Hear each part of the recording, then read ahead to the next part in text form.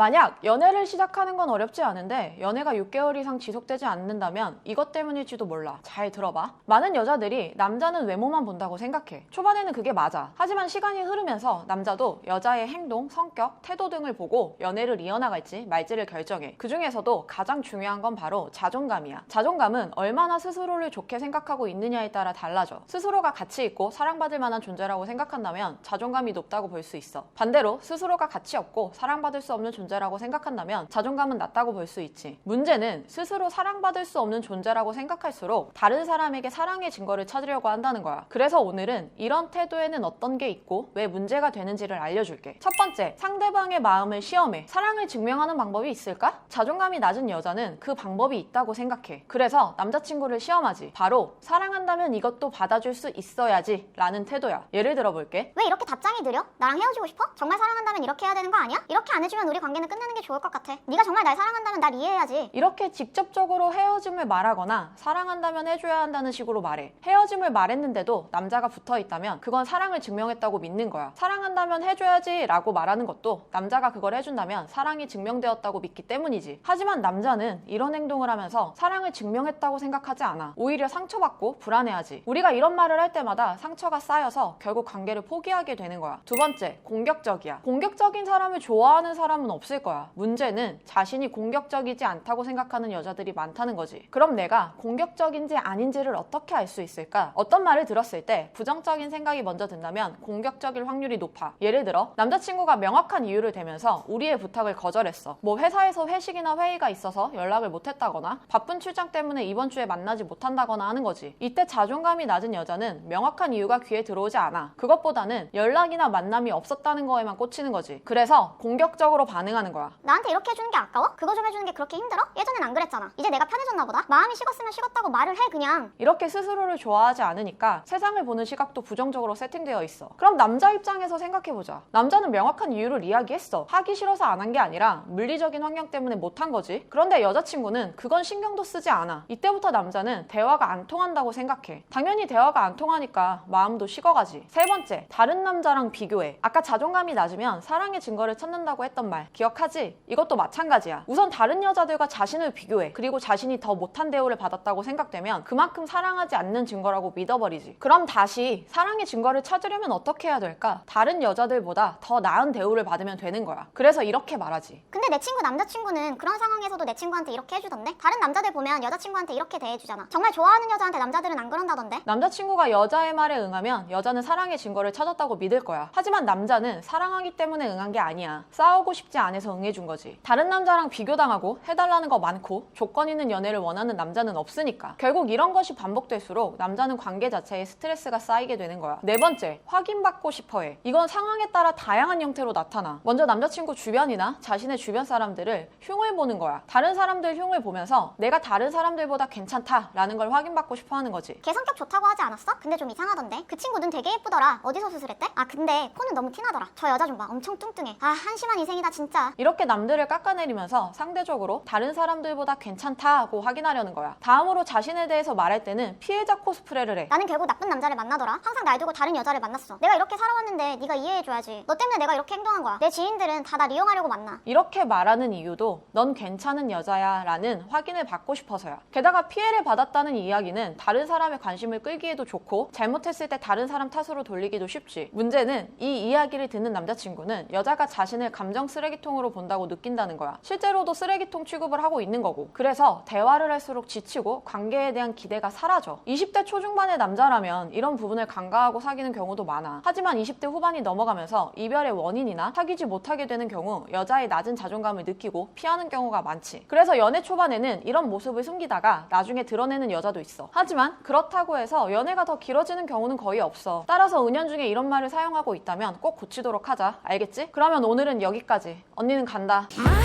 head feels like